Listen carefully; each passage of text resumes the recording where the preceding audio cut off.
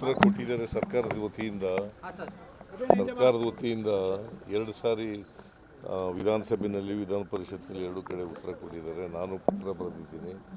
ಈ ಅಭಾವ ಇದೆಯಲ್ಲ, ಈ ಅಭಾವ ತಪ್ಪಿಸಲಿಕ್ಕೆ ಬೇರೆ ದೇಶಗಳಿಂದ ತರಿಸ್ತಕ್ಕಂಥ ಪ್ರಯತ್ನವನ್ನು ಮಾಡಬೇಕು ಅಂತಕ್ಕಂಥ ಮಾತುಗಳನ್ನು ಹೇಳಿದ್ದೀನಿ.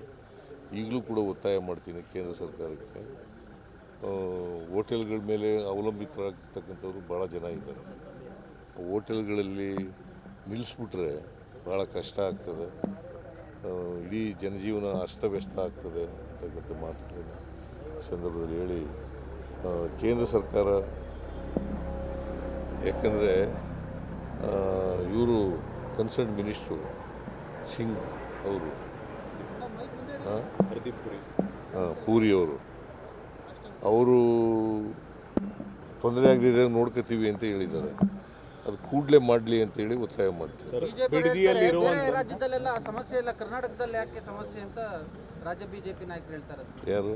ವಿಜಯೇಂದ್ರ ಅಶೋಕ್ ಇವರೆಲ್ಲ ಅವರು ಸಪ್ಲೈ ಮಾಡಲಿ. ಕರ್ನಾಟಕಕ್ಕೆ ಅವರು ಮಲ್ತಾಯಿ ಧೋರಣೆ ತೋರಿಸ್ತಾ ಇರ್ಬೋದಲ್ಲ. ಹಾಗಾದರೆ ಸಪ್ಲೈ ಮಾಡಲಿ. ಕರ್ನಾಟಕಕ್ಕೆ ನಾವು ಇಟ್ಕೊಂಡು ಏನು ಮಾಡ್ತೀವಿ? ಒರಿಸ್ಸಾದ ಶಾಸಕರು ಬಿಡದಿಗೆ ಏನು ಬಂದಿದ್ದಾರೆ, ಅವ್ರಿಗೆ ಖಾಲಿ ಚೆಕ್ ಕೊಡೋದಕ್ಕೆ 4 ಜನ ಬಂದಿದ್ದಾರೆ ಒರಿಸ್ಸಾದ ಶಾಸಕರಿಗೆ.